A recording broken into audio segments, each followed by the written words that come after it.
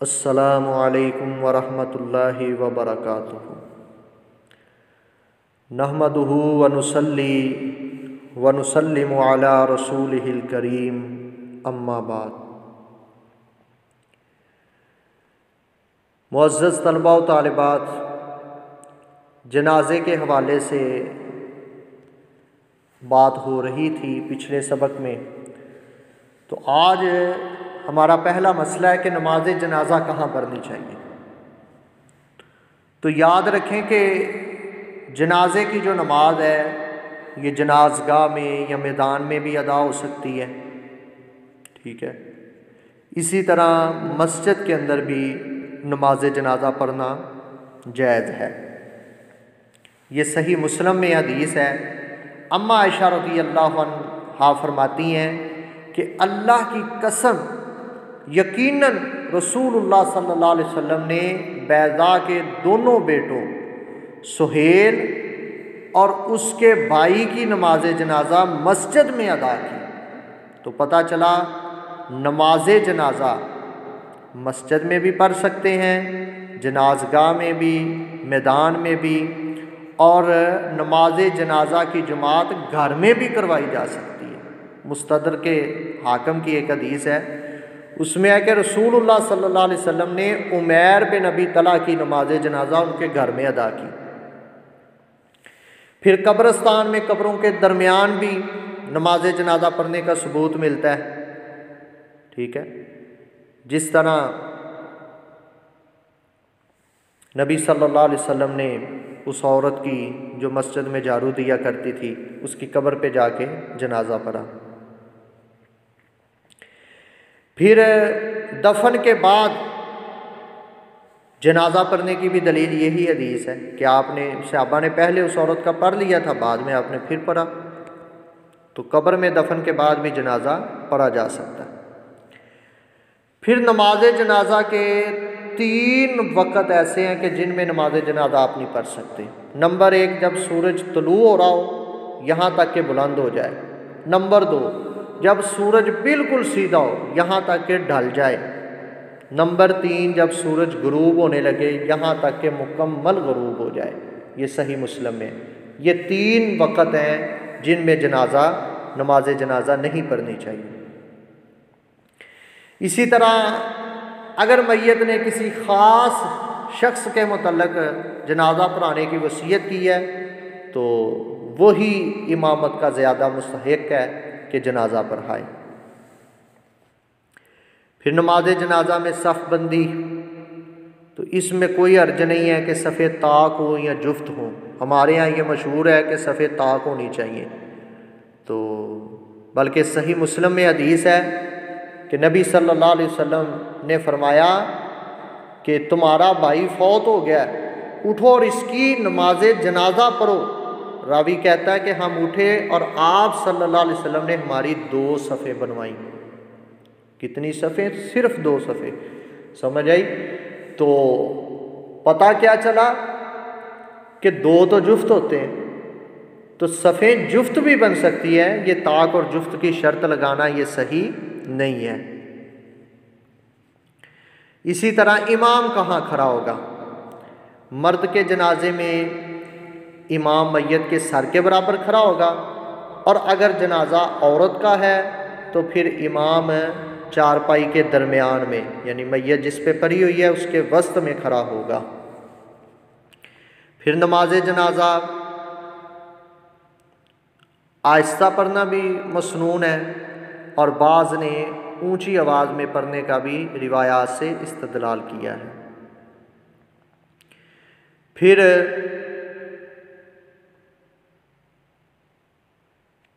نماز جنازہ کا مسنون طریقہ یہ ہم پیچھے اسباق کے اندر پڑھ آئے ہیں، اس میں نے سارا بتا دیا ہے کہ جنازہ کیسے پڑھنا ہے۔ اور اس کے بعد بچے کی نماز جنازہ، چھوٹا بچہ جو ہے تو اس کی نماز جنازہ پڑھ بھی لیں ٹھیک ہے، نہ بھی پڑھیں تو ٹھیک ہے، اس میں کوئی حرج والی بات نہیں ہے۔ پھر ایک میت کا کئی مرتبہ جنازہ پڑھنا یہ بھی جائز ہے، پھر تدفین کے بعد جنازہ یہ بھی جائز ہے، پھر کافی عرصے بعد دوبارہ جنازہ پڑھنا یہ بھی جائز ہے۔ اس کی دلیل کیا ہے؟ بخاری میں ہے کہ نبی صلی اللہ علیہ وسلم نے شہدائے احد پر 8 سال بعد جنازہ پڑھا تھا، ٹھیک ہے۔ اسی طرح مقروض کی نماز جنازہ، یہ بڑا اہم مسئلہ ہے کہ نبی صلی اللہ علیہ وسلم پوچھتے تھے کہ کیا اس پر قرض ہے؟ بتایا جاتا کہ ہے، تو آپ فرماتے پھر خود ہی جنازہ پڑھ دیں۔ اگر مقروض آدمی اتنا مال نہ چھوڑ کے جائے جس سے اس کا قرضہ ادا ہو سکے تو آپ کیا کہتے تھے؟ پھر خود ہی پڑھ لو۔ تو اس پہ ہمیں جو غور کرنا چاہیے وہ یہ ہے کہ یہ نہ ہو کہ ہم حلال حرام کی تمیز کیے بغیر لوگوں کا مال ہڑپ کرتے جائیں، ادھار بھی پکڑتے رہیں، اور اتنا لمبا چوڑا جو ہے نا ہم سلسلہ چلا لیں، اور جب دنیا سے جائیں تو بعد میں بچے جو ہے نا وہ قرض ہی نہ ادا کریں، تو ایسا بندہ تو ظاہر ہے مصیبت میں پڑ جائے گا، کیونکہ قرض تو نبی صلی اللہ علیہ وسلم نے فرمایا شہید کو بھی معاف نہیں ہے، حالانکہ شہید کے خون کا قطرہ فرمایا بعد میں زمین پر گرتا ہے، پہلے اللہ اس کے سارے گناہ معاف فرماتے ہیں، لیکن قرض جو ہے وہ شہید کو بھی معاف نہیں ہے۔ تو اتنی دیر تک جان لٹکی رہتی ہے جب تک قرض نہیں ادا ہو جاتا، تو اس لیے ہمیں اپنے معاملات کو ہر وقت صاف رکھنا چاہیے، کوئی پتہ نہیں کس وقت جو ہے نا آخری وقت آ جائے۔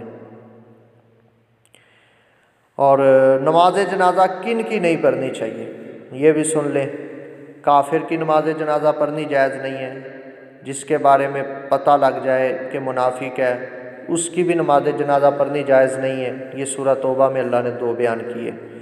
اسی طرح مرزائی، ان کی بھی نماز جنازہ پڑھنی جائز نہیں ہے۔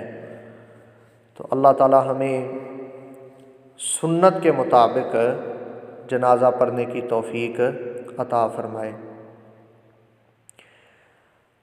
اب میت کو دفن کرنے کا مرحلہ ہے کہ جب جنازہ پڑھ لیا تو اب میت کو دفن کیا جائے گا۔ تو قبر کیسی ہونی چاہیے؟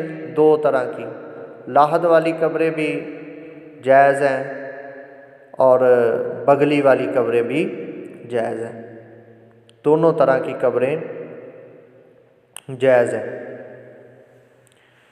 پھر جب میت کو قبر میں اتارنا ہے، بہتر تو یہ کہ اس کے عزیز و اقارب اتاریں، اگر عزیز و اقارب نہیں اتار رہے تو کوئی اور بھی اتار لے تو اس میں کوئی حرج والی بات نہیں ہے۔ اس کے بعد قبر پر جو حاضرین ہیں ان کو بھی چاہیے کہ وہ قبر پر مٹی ڈالیں۔ سیدنا ابو ہریرہ رضی اللہ عنہ سے روایت ہے، ابن ماجہ کتاب الجنائز میں یہ حدیث ہے کہ نبی صلی اللہ علیہ وسلم نے ایک شخص کی نماز جنازہ پڑھائی، پھر قبر پر آئے اور سر کی جانب سے آپ نے 3 لپ مٹی ڈالی، پھر قبر جو ہے اس کو زمین سے 1 بالشت اونچا بنانا چاہیے، اس سے زیادہ اونچی نہیں کرنی چاہیے، پھر قبر میں پکی اینٹیں نہیں لگانی، کچی اینٹیں لگانی چاہیے، پھر قبر پر جو ہے نا وہ قبر کے اوپر پانی کا چھڑکاؤ وغیرہ بھی کیا جا سکتا ہے۔ سلسلہ صحیحہ ہمیں روایت موجود ہے کہ نبی صلی اللہ علیہ وسلم نے اپنے بیٹے ابراہیم کی قبر پر پانی چھڑکا۔ پھر قبر پر کتبہ وغیرہ لگانا یہ نہ نبی صلی اللہ علیہ وسلم سے ثابت ہے اور نہ ہی آپ کے صحابہ سے، بلکہ یہ بدعت ہے۔ پھر تدفین کے بعد میت کے لیے اس کی قبر پہ کھڑے ہو کے دعا کرنی چاہیے۔ اسی طرح بعض لوگ وہ کہتے ہیں جی تدفین کے بعد میت کے سر والی طرف سورہ بقرہ کی ابتدائی آیات اور پاؤں والی جانب آخری آیتیں پڑھنی چاہیے، یہ درست نہیں ہے۔ پھر تدفین کے بعد میت کو کلمہ کی تلقین کرنا، اس کو کہنا دفن کرنے کے بعد کہ کلمہ پڑھو، یہ بھی کسی حدیث سے ثابت نہیں ہے۔ اسی طرح ایک خاندان کی اکٹھی قبریں بنانا تو جائز ہے، یہ اکٹھی قبریں بنانا۔ رسول اللہ صلی اللہ علیہ وسلم نے عثمان بن مظعون کی تدفین کے بعد ایک پتھر قبر کے سرہانے رکھا اور فرمایا یہ اس لیے کہ میں اپنے بھائی کی قبر پہچان سکوں اور اس کے ساتھ اپنے خاندان کی میت دفن کر سکوں۔ یہ سنن نبی داود میں کتاب الجنائز میں روایت ہے حسن درجے کی۔ اجتماعی تدفین بھی کی جا سکتی ہے، یعنی میتیں زیادہ ہوں، ایک قبر میں زیادہ لوگوں کو بھی دفنایا جا سکتا ہے۔ پھر ضرورت کے مطابق کچھ شدید ضرورت ہو تو قبر کشائی کی بھی اجازت ہے۔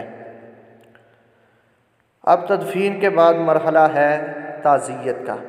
تعزیت کا مطلب ہوتا ہے میت کے ورثاء کو صبر کی تلقین کرنا، آخرت میں اجر و ثواب کی امید دلانا اور ان کے دکھ درد میں شریک ہو کر ان کے غم کو ہلکا کرنا۔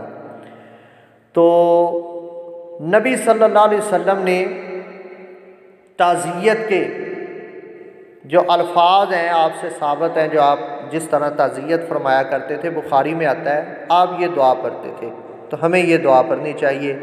انا للہ ما اخذ ولہ ما اعطى وکل عندہ باجل مسمی فلتصبر ولتحتسب۔ تو یہ دعا پڑھنی چاہیے ہمیں، اس دعا کے ذریعے ہمیں تعزیت کرنی چاہیے۔ پھر تعزیت کے لیے مخصوص جگہ پر بیٹھنا، ہمارے یہاں 3 دن تک سوگ منانے کا یہ مطلب سمجھا جاتا ہے کہ 3 دن تک ایک جگہ پوری بچھا کے بیٹھا جائے اور لوگ تعزیت کرتے رہیں، تو تعزیت کا یہ مطلب نہیں ہے۔ آپ جیسے مرضی جہاں مرضی بیٹھ جائیں تو لوگ جیسے مرضی آ کے تعزیت کر سکتے ہیں۔ اسی طرح دفن کے بعد تعزیت کے لیے آنے والوں کے لیے میت کے گھر والوں کی طرف سے کھانے کا انتظام کرنا یہ کسی حدیث سے ثابت نہیں ہے۔ ہاں اگر دور سے مہمان آئے ہوں تو ان کو کھانا کھلانا چاہیے، اور وہ بھی ظاہر ہے جن کا کوئی فوت ہوا ہے وہ اس وقت کھانا تو نہیں پکائیں گے، تو وہ تو دیگر لوگوں کو چاہیے کہ وہ کھانا تیار کریں، جس طرح سنن نبی داود میں ہے کہ نبی صلی اللہ علیہ وسلم نے فرمایا اصنعوا لآل جعفر، کہ جعفر کے گھر والوں کے لیے کھانا تیار کرو۔ کیوں؟ کیونکہ انہیں ایک ایسا معاملہ پیش آیا ہے جس نے انہیں مصروف کر دیا ہے، مشغول کر دیا ہے، تو اس لیے جو آس پاس کے لوگ ہیں ان کو چاہیے کہ وہی کھانا بنائیں۔ پھر جس عورت کا خامد فوت ہوا ہے وہ 4 ماہ 10 دن سوگ منائے گی، اور اس کے علاوہ کسی بھی مسلمان میت پر 3 دن سے زائد سوگ منانے کی اجازت نہیں ہے۔ ہاں خامد فوت ہو تو 4 ماہ 10 دن سوگ ہے، اس کے علاوہ باپ، بیٹا، ماں، بہن، بھائی، کوئی بھی عزیز و کار فوت ہو جاتا ہے تو 3 دن سے زیادہ سوگ منانا یہ جائز نہیں ہے۔ اللہ تعالی ہمیں عمل کی توفیق عطا فرمائے۔ وما علینا الا البلاغ المبین۔